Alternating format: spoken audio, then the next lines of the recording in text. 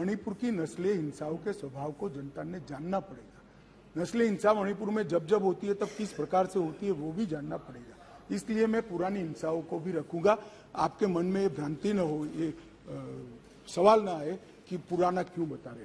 मान्यवर, 6 साल से करीब 6.5 साल से मणिपुर में भारतीय जनता पार्टी की सरकार है।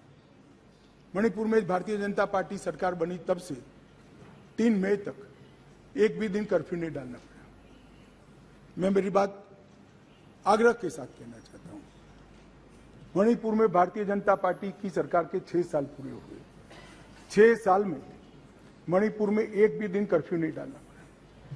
मणिपुर के अंदर एक भी दिन बंद नहीं रहा। मणिपुर के अंदर एक भी दिन ब्लॉकेड नहीं हुआ और उग्रवादी हिंसा लगभग समाप्त हो गई। ये 6 साल का भारतीय जनता पार्टी के शासन का इतिहास था।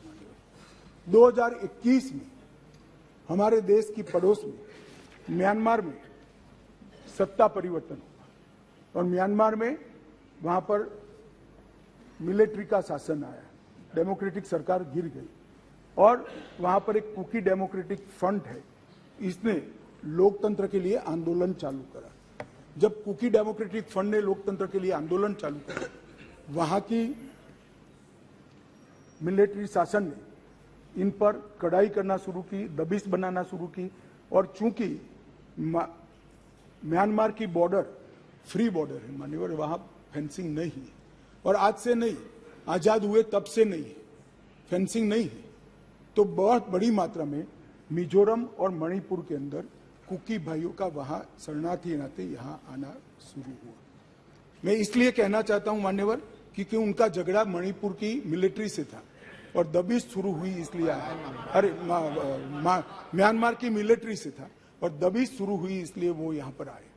मान्यवर, हजारों की संख्या में कुकीज आदिवासी भाई यहां आना शुरू हो गए और परिवार बसने लगे। कहां बसेंगे? तो जंगल में बसने लगे और एक प्रकार से मणिपुर के बाकी हिस्सों में एक असुरक्षा की भावना हुई कि हमारी जनसांख्यिकी बदल जाएगी। हमने उसको देखा। उसी वक्त मान्यवर हमने गृह मंत्रालय में 2022 में निर्णय किया कि अब ये बॉर्डर को खुला नहीं कर सकते, बॉर्डर बनानी पड़ेगी, फेंसिंग करनी पड़ेगी। हमने 10 किलोमीटर फेंसिंग पूरी कर दी है, 60 किलोमीटर का काम चालू है और 600 किलोमीटर का सर्वे चालू है। आपने 2014 तक कभी फेंसिंग नहीं की। हमने दूरंदेशी से 30 में दंगे हुए, 21 में ही फेंसिंग का काम शुरू कर दिया था। 10 किलोमीटर ट्रायल फेंसिंग बन चुकी है, 60 किलोमीटर का काम चालू है और 600 किलोमीटर का सर्वे बाकी, जिससे ये घुसपैठ को रोका जा सके। फिर एक अनरेस्ट खड़ा होने लगा क्योंकि वहां जनसांख्यिकी बहुत निर्णायक होती है मान्यवर। घाटी में कुकी भाई रहते हैं, पहाड़ पर ट्राइबल भाई रहते हैं, तो उनके घाटी में मतई रहते हैं और पहाड़ पर कुकी और नागा ट्राइबल भाई रहते हैं।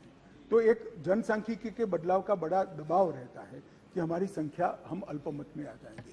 तो इसके लिए हमने लगभग जनवरी महीने से हमने वहां पर जितने भी शरणार्थी आए थे उनको एक परिचय पत्रक देने की शुरुआत की। उनका थंब इंप्रेशन लिया, आई इंप्रेशन लिया और थंब इंप्रेशन और आई इंप्रेशन को वोटर लिस्ट और आधार कार्ड के नेगेटिव लिस्ट में डालने का काम किया। ऐसा नहीं है मान्यवर कि यहाँ गृह मंत्रालय के कंट्रोल रूम में कोई आंख मूंद कर हुआ।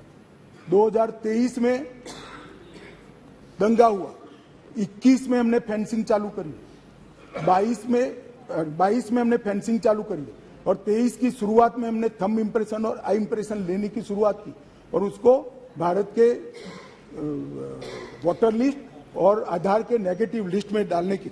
फिर भी ये जिस प्रकार से संख्या बढ़ती गई, एक असुरक्षा की भावना मतई लोगों में फैलती गई मान्यवर। ये जो वहां पर एक फ्री रेजिम है, नेपाल की तरह वहां पासपोर्ट नहीं चाहिए। अब ये मत कहना है कि हमने क्यों नहीं करा, 1968 से करा हुआ है भाई। 1968 से एक समझौता है भारत और ब्रह्मदेश की सरकारों के बीच में कि बॉर्डर के 40 किलोमीटर से जो अंदर आएगा या यहां से 40 किलोमीटर से आ जाए उसको पासपोर्ट नहीं चाहिए।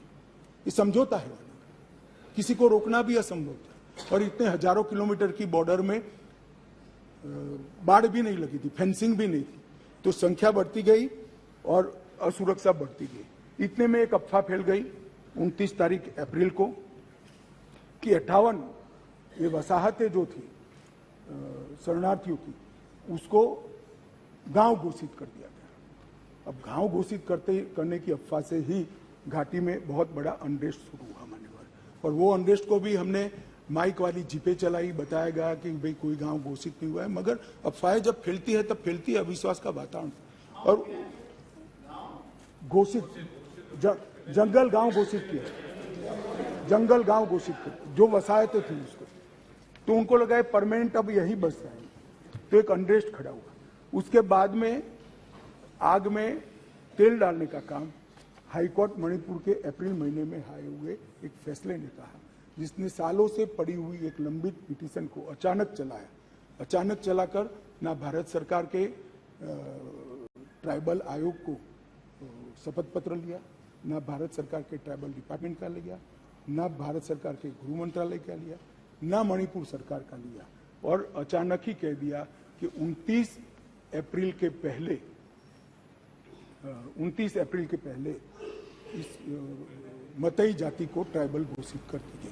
इससे पहाड़ पर बहुत बड़ा अनरेस्ट हुआ, ट्राइबलों में बड़ा अनरेस्ट हुआ कि अब मतई ट्राइबल बन जाएंगे तो हमारी नौकरी हो गई। स्पर्धा का भाव होता है और स्वाभाविक है, एक कोई कानूनी प्रक्रिया के बगैर एक ऑर्डर कर दिया गया, जिसके कारण ऊपर भी नीचे ऑलरेडी अनरेस्ट चालू था, ऊपर भी अनरेस्ट हुआ, और 3 तारीख को एक रोली के अंदर एक क्लैश हो गया मैंने, और क्लैश होने के बाद दंगे चालू हुए जो अब तक अशांत परिस्थिति को बनाए हुए हैं।